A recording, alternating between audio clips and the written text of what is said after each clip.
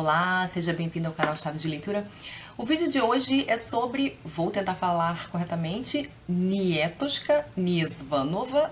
É um nome difícil, é um romance do Dostoiévski, um romance inacabado, que ele escreveu entre 1846 e 1849.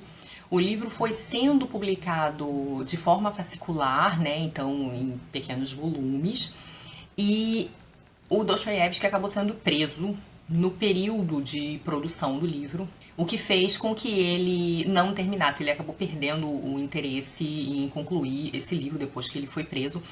O último fascículo, né, o último capítulo do livro, ele saiu já sem assinatura, porque o motivo da prisão do Dostoiévski envolvia anticzarismo. O editor lá da revista consegue que a publicação seja feita, porém sem assinatura. É uma grande pena que esse livro não tenha sido concluído, porque ele é uma história interessantíssima. Ele acompanha a vida de uma mulher chamada... de uma menina, na verdade. A gente só chega até mais ou menos a sua adolescência. O nome dela é Ana e o apelido dela é Nietoshka, que é como a mãe chama, que seria alguma coisa como Aninha, talvez. E o Niezvanova tem uma explicação de que seria sem raiz ou sem origem, sem nome, então remete um pouco a essa origem complicada da personagem, que tem um histórico familiar muito complicado, né, de pobreza, de loucura na família, e que acaba num determinado momento da história ficando órfã. O Dostoiévski pretendia aqui fazer um Bildungsroman, ou seja, um romance de formação, onde ele ia mostrar a formação da personagem toda, desde o início da vida até o final. Então isso ia ser um romance longo. E o autor estava tentando, de uma certa forma, restabelecer a sua posição com a crítica na Rússia. Porque o Dostoiévski lança o Gente Pobre, que é o primeiro romance, um livro que já está resenhado aqui no canal, vou deixar o card. Ele lança o Gente Pobre, cai muito nas graças dos críticos, principalmente do Bielinsky, que era o principal crítico da Rússia na época. Depois ele lança o Duplo, livro que eu amo e que é um dos mais importantes da primeira fase dele de romancista, mas que é um romance que rompe muito com a tendência literária da época, que era o naturalismo. É um outro naturalismo, tá? A escola naturalista russa não é exatamente a mesma coisa da francesa, né? Mas assim, ela tem preocupação social. Ela tem algumas semelhanças, sim. Ela tem um certo determinismo e uma preocupação social, de como o social influencia muito nas ações dos personagens. Tem muito assim a abordagem da pobreza e do sistema burocrático, da organização aristocrática e burocrática da Rússia. E o Dostoiévski, já no Duplo, ele começa a mergulhar numa outra abordagem, que é uma abordagem mais psicológica, que não necessariamente era novidade, né? Os romances psicológicos já vinham sendo escritos há algum tempo. Mas estava havendo na Rússia ali, esteticamente, um rompimento com essa escola e uma exploração maior dessa abordagem mais social. E o Dostoiévski, do Duplo em diante, ficou sendo muito criticado pela crítica, ficou sendo muito repudiado esteticamente, e ele tenta se restabelecer, de uma certa forma, se reconciliar com a crítica, de uma maneira muito interessante. Eu tô lendo a biografia dele, né, escrita pelo Joseph Frank, tô lendo aquele volume condensado, né? E o Dostoiévski, ele tinha muito essa coisa de pegar um gênero que já estava meio que ultrapassado, fazer uma espécie de paródia, mas era uma paródia que não era exatamente uma paródia, porque ele tentava restabelecer esse gênero, dando-lhe uma relevância naquela contemporaneidade ali que ele estava vivendo. Então ele faz isso com romances românticos, ele faz isso com romances góticos, com o gênero, né? E aqui ele vai fazer a mesma coisa, porque ele aqui quem narra a história é a própria Nietoshka, então ele tenta fazer uma autobiografia romântica, que era um gênero que vinha sendo desenvolvido. E ele teria tido uma grande inspiração na escritora francesa George Sand.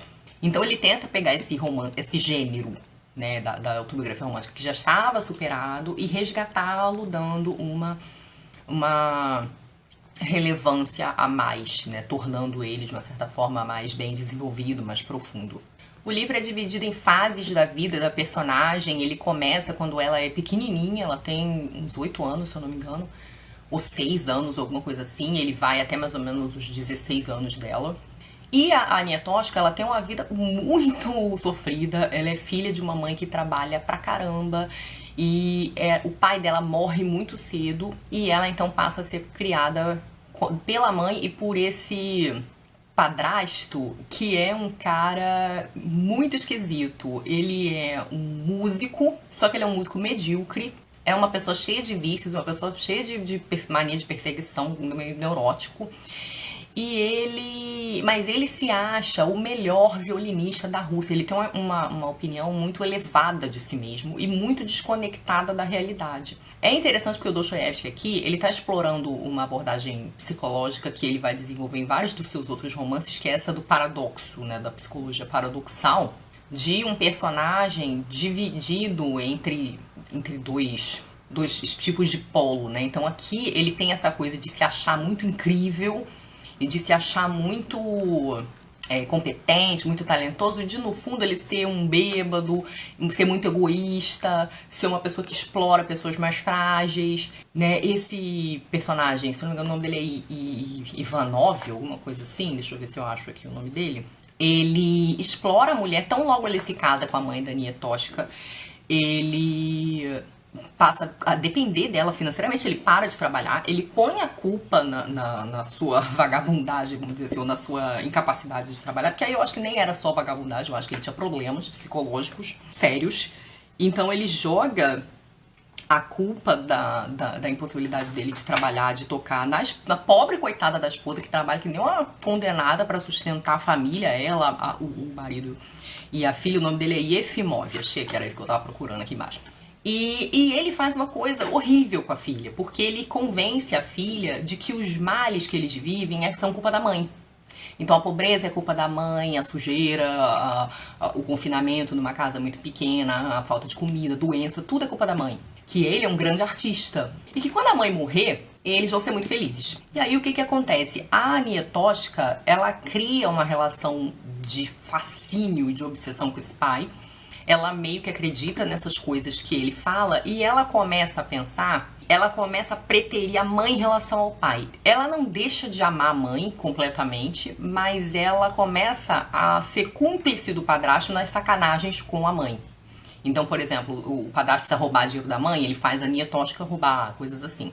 E isso é fascinante no romance, porque assim, a Anietoshka é a narradora e ela fala que ela estava apaixonada pelo padrasto.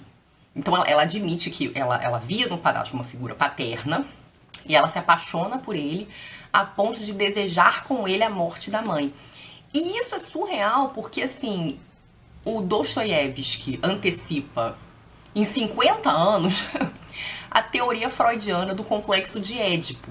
Ou pelo menos a dinâmica, a lógica por trás do complexo de Édipo, né? E como ele vai antecipar uma série de outras coisas da psicologia e da psicanálise nesse livro aqui, né? Essa percepção do funcionamento da mente que o Dostoiévski faz, ela é muito profunda.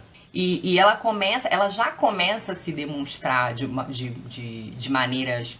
Ela vai se demonstrar de maneira progressiva, né? Ela já aparece no duplo, aí ela aparece aqui... Ela vai se aprofundar muito no Memórias do Subsolo e depois ele não abandona mais, né? Essa é uma abordagem que está sempre passando pela obra e pelos questionamentos das obras do Dostoiévski. Bom, essa menina, ela cresce então nesse ambiente totalmente carente de coisas boas, né? Sempre a doença, a pobreza, a violência, a loucura. E acaba acontecendo uma tragédia familiar, eu aqui vou evitar os spoilers principais. E então a Anietoshka, ela acaba perdendo essa família, né? Não vou dizer exatamente como. E aí a gente transita para uma próxima fase da vida dela, que é quando ela vai ser adotada por um príncipe. Esse príncipe príncipe, eu acho que eu já falei isso aqui em outros vídeos do Dostoiévski, é um título de nobreza, não é exatamente alguém da família real, né, do czar, alguma coisa assim. Rica ou nobre, né, nem sempre. Tinha pessoas da nobreza não necessariamente muito ricas. E nesse caso então ela vai para casa desse príncipe e fica lá sendo criada junto com a filha do príncipe, a Kátia. E a Nietoshka e a Kátia desenvolvem um relacionamento muito esquisito. E novamente aqui, o Dostoiévski vai explorar uma dinâmica, que é uma dinâmica que ele vai explorar em vários outros livros dele depois, que é a do sadomasoquismo. Né? Então, onde você tem, numa relação de dois, a pessoa sádica, né? A pessoa que sente prazer em espizinhar e torturar a outra, oprimir a outra. E a outra que, de uma certa forma, extrai algum prazer também de ser torturado. Né? Ele já tinha feito isso mais ou menos na Senhoria, que é um outro romance que eu não resenhei aqui. É tipo uma novelinha, um livro pequenininho. Eu li, mas não resenhei, e tem uma relação de filha e pai que se orienta nessa lógica. E ele vai fazer essa relação aqui. Mas ele vai fazer essa relação aqui com várias duplas. A primeira dupla é a do padrasto com a Nietoshka, né? Então o Yefimov e a Nietoshka, ela se replica depois na relação da Nietoshka com a Kátia. Então elas são meninas pequenas de 8 anos. Elas começam essa relação em que uma tortura e a outra sofre muito. Mas num determinado momento elas vão se aproximar. E aí, outra coisa que o Dostoiévski antecipa, que é a do desenvolvimento sexual na infância. Porque elas vão se apaixonar, essas meninas.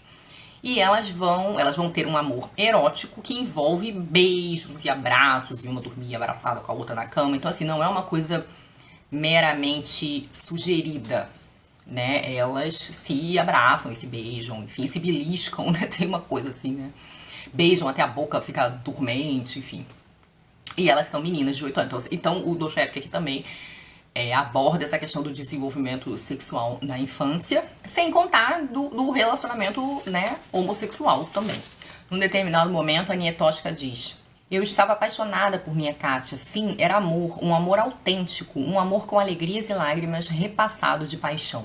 Isso entre 1846 e 1849, que não deixa de ser uma coisa muito impressionante. A Nietoshka, ela vai de novo ser afastada desse núcleo aí familiar, um núcleo de grande contraste com o primeiro, porque o primeiro era muito pobre e muito carente, e esse que é uma casa onde ela estuda, né, onde ela fica doente, tem quem cuide, tem pessoas que, né, cuidam das suas necessidades materiais. E aí, só que ela novamente tem que ser afastada dessa família, e aí ela vai para uma extensão dessa família, que ela vai morar na casa da filha mais velha desse príncipe, que chama a Alexandra.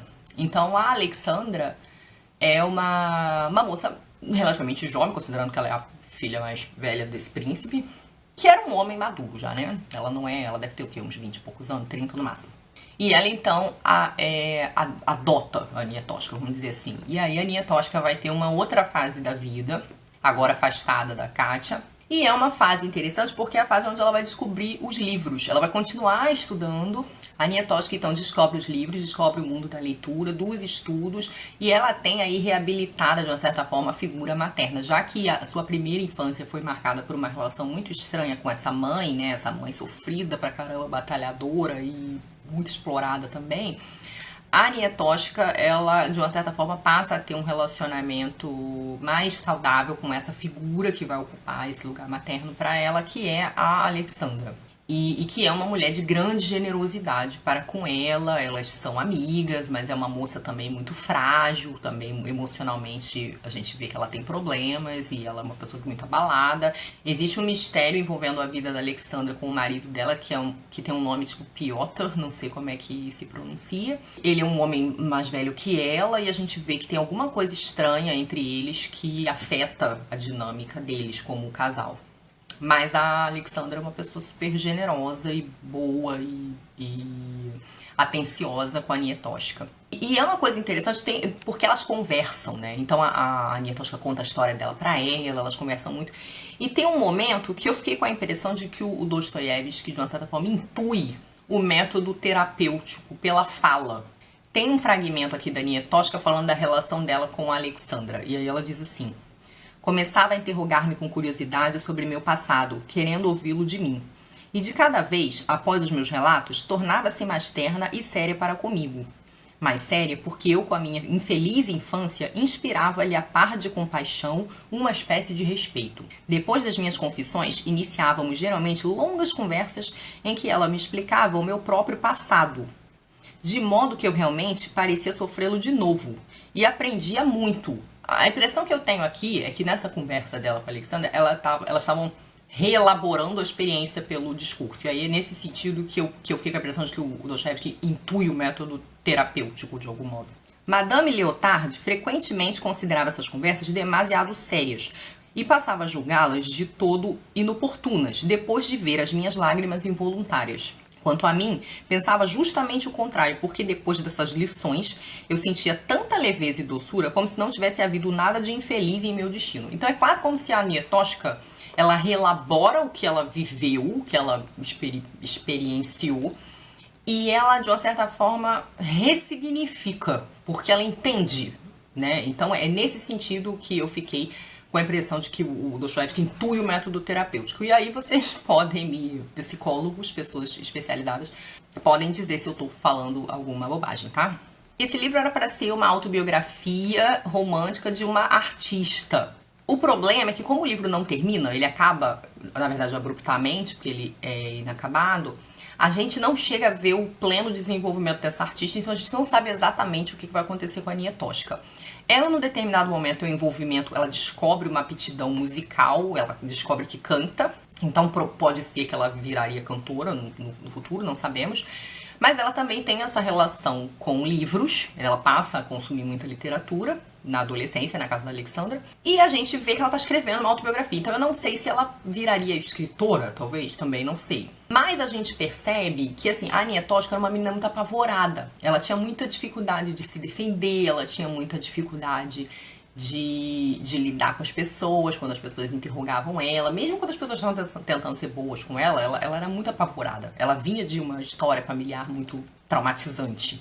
E acontece uma coisa muito interessante, porque assim, a Anietoshka, ela tem alguns momentos aqui de heroísmo, vamos dizer assim. Vamos lembrar que o Dostoiévski tinha um ideal moral, né? E um ideal muito baseado numa ideia de cristianismo, de um cristianismo que permitia que a pessoa, pela imitação de Cristo mesmo, se doasse, perdoasse, se sacrificasse, que a pessoa, de uma certa forma, se purificasse pelo sofrimento. E a Anietoshka é claramente uma personagem com capacidade de doação. Então ela é uma personagem que se sacrifica pelo outro. Então aqui ela tem vários episódios em que ela se sacrifica pelo outro. Ela se sacrifica pelo padrasto, ela se sacrifica pela Katya e ela se sacrifica pela Alexandra, né? Como o livro é curtinho, eu não vou dar detalhes da história, mas ela tem esses momentos em que eles meio que precisam de ajuda, ou eles solicitam a ajuda dela de algum modo, e ela vai lá e faz essa doação, né? E existe uma mudança, porque como ela era uma menina muito medrosa, muito apavorada, é depois que ela se torna leitora, e a gente tá vendo aqui o Dostoiévski tentando reabilitar um gênero romântico, que a Anietoshka, o último ato de bravura dela, de heroísmo, vamos dizer assim, desse sacrifício, ele é um ato mais incisivo.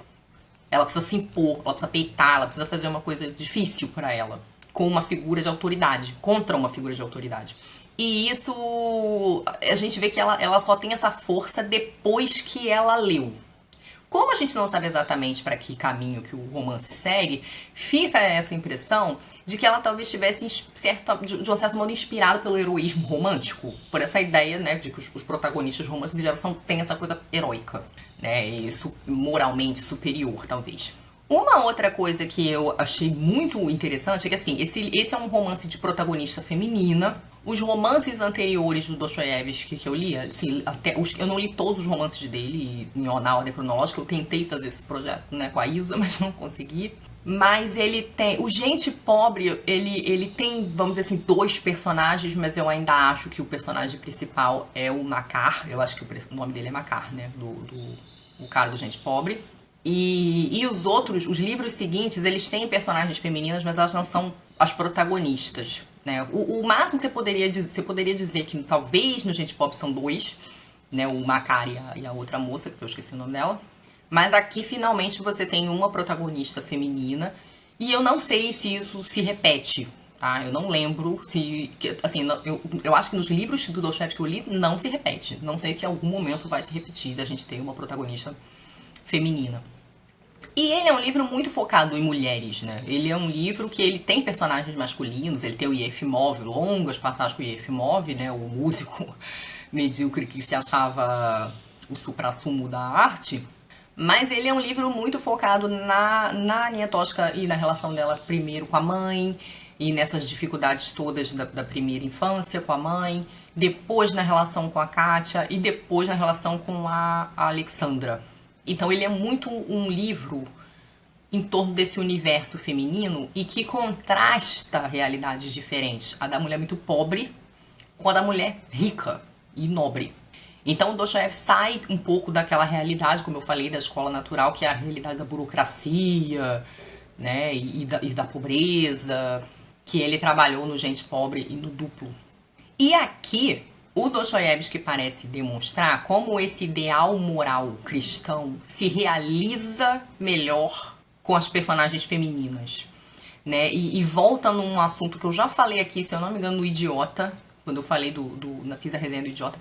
O Dostoiévski sempre parece colocar as mulheres numa relação de superioridade moral em relação aos homens. Se eu não me engano, eu também falei disso num vídeo que eu fiz sobre Dostoiévski e o dinheiro. Então a personagem feminina, ela é muito vulnerável, então ela tá sempre vítima das relações sociais, aristocráticas, de casta, culturais. Mas a personagem feminina, ela é sempre a pessoa que tem, assim, ela tá mais disposta ao sacrifício, ou à doação, ou ao perdão, ou à compaixão. E não quer dizer que não vão haver personagens femininas problemáticas, mas as personagens femininas, elas estão tão mais próximas desse ideal moral de Cristo que elas muitas vezes são os veículos da conversão e ou de uma assim, de uma chegada, do alcance de uma consciência e da necessidade de mudança do personagem masculino. Então, por exemplo, o caminho de reabilitação ou de restauração do Raskolnikov passa por ele conhecer aquela moça. Eu sempre confundo a Sônia com a Dunya. Eu vou reler Crime e Castigo, isso não vai mais acontecer. Mas aquela moça que é a menina que precisa se prostituir para sustentar a família. Reabilitação do Dmitri passa pela dívida que ele tem também com aquela outra moça, a pessoa que esqueceu o nome de todo mundo. Mas é porque os romances do Dostoiévski tem muitos personagens, né, gente? Então, né, me dei um refresco aí. Mas o Dmitri, ele deve um dinheiro pra uma moça, né? Quem leu o Irmãos Karamazov lembra disso. Então, ele é por essa dívida que ele precisa, né? Ele tem essa necessidade de se reabilitar, de se regenerar. E aqui a gente tem esses vários atos de doação feitos por mulheres, né? Você tem uma mulher que é muito maltratada, muito explorada, que é a mãe da Nietoshka, e que sustenta esse marido, e que ao longo do romance a gente vê que ela admira ele, ela acredita quando ele fala que ele é um grande artista, ele é o maior violinista da Rússia. Então ela passa por todo esse esforço de trabalho, de doença e de maltratos. A gente tem a própria Nietoshka que de uma certa forma se sacrifica e faz coisas horríveis, é levada a fazer atos horríveis por conta do padrasto. A gente tem o ato, e esses eu não vou descrever exatamente quais são, mas o ato de sacrifício da Nietoshka em relação a Katia. E o ato de extrema bondade e compaixão da Alexandra com a Nietoshka, mesmo a Alexandra tendo feito uma espécie de transgressão moral, né? A Alexandra, ela tem um fato na sua história, que é esse fato que prejudica o seu relacionamento com o seu marido, que cria ali uma tensão que fica meio misteriosa no romance. Mas o Dostoiévski, ele põe essa mulher ela pode ter tido um defeito, e eu acho até que o tratamento da personagem é um tratamento generoso ali. Ela claramente é uma mulher muito boa, muito caridosa, ainda que ela tenha feito uma coisa aí condenável, né? E depois a Nietoshka vai ter, vamos dizer assim, a oportunidade também de tentar retribuir essa bondade. Então, pra mim, esse é um romance que reforça muito essa ideia da superioridade moral das mulheres dentro da obra do Dostoiévski, né? O Dostoiévski parecia ter isso muito claro, né? O Dostoiévski parece sempre voltar para esse ponto de que as mulheres elas são grandes vítimas e de que elas são vulneráveis, mas ao mesmo tempo elas são moralmente superiores, né? O Dostoiévski explora muito a figura da criança e da mulher, né? A criança e a mulher como talvez os grandes cordeiros das histórias, assim, dentro de uma perspectiva cristã de vítimas, né? Então elas são sempre as mais aviltadas, vamos dizer assim. Do ponto de vista do estilo, eu acho que esse não foi o livro mais difícil de ler. O Dostoiévski, ele tem umas narrativas bem complicadas, algumas narrativas que tem aqueles altos e baixos da emoção, né? Eu sempre falo aqui sobre como as narrativas dele são trabalhosas de ler, porque elas acompanham os rompantes emocionais dos personagens. Essa não é não diria que é a maior montanha-russa de emoções que eu já li, assim, né? Definitivamente não chega nem perto de Crime e Castigo, mas principalmente Irmãos Karamazov e O Idiota, que acho que são os livros nesse ponto da montanha-russa das emoções mais intensos. Mas esse livro ele tem um resquício de romantismo, de um ultra-romantismo quase, então ele tem um estilo por vezes melodramático, ele tem falas melodramáticas e ele tem cenas bem melodramáticas.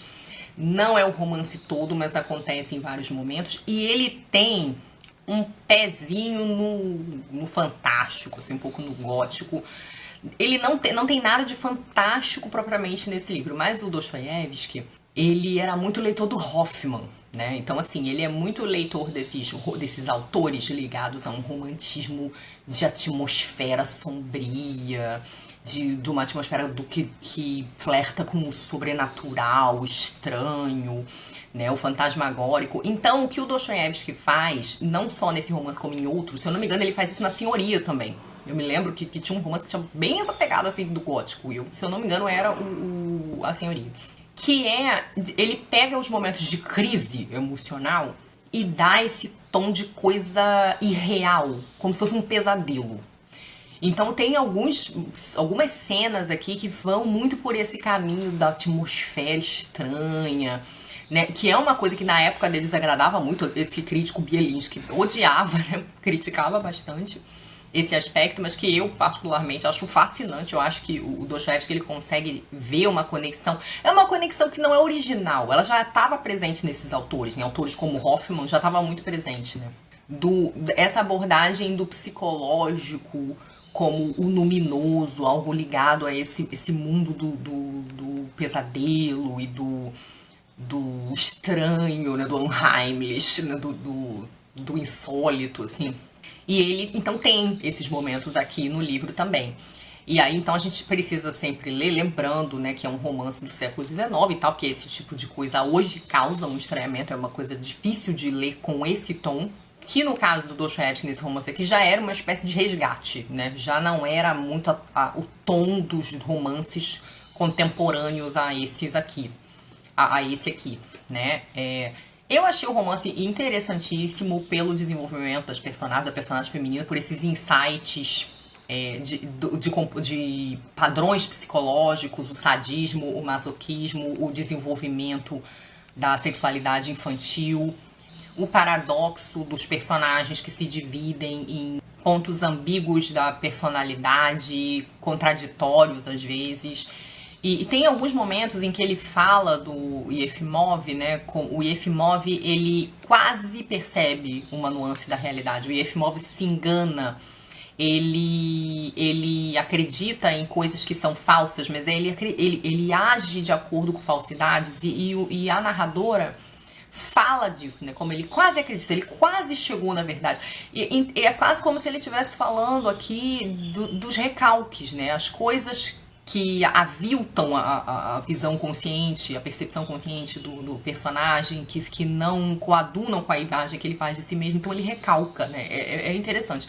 E eu vivo voltando aí nesse ponto da percepção psicológica. Claro, não quer dizer que o Dostoiévski chegou certinho nas conclusões, nas teorias psicológicas, mas assim, havia uma intuição que me parece que ia pelo caminho certo. Talvez não tenha chegado nos lugares, né, mas nas coisas mais corretas, nas conclusões mais corretas, mas a intuição dele me parecia muito boa, de que dessa complexidade do psicológico que gera uma estrutura muitas vezes paradoxal e contraditória também. Então, assim, eu gostei muito de ler, fiquei com aquela peninha pelo livro ser inacabado, queria saber que caminhos essa artista ia seguir.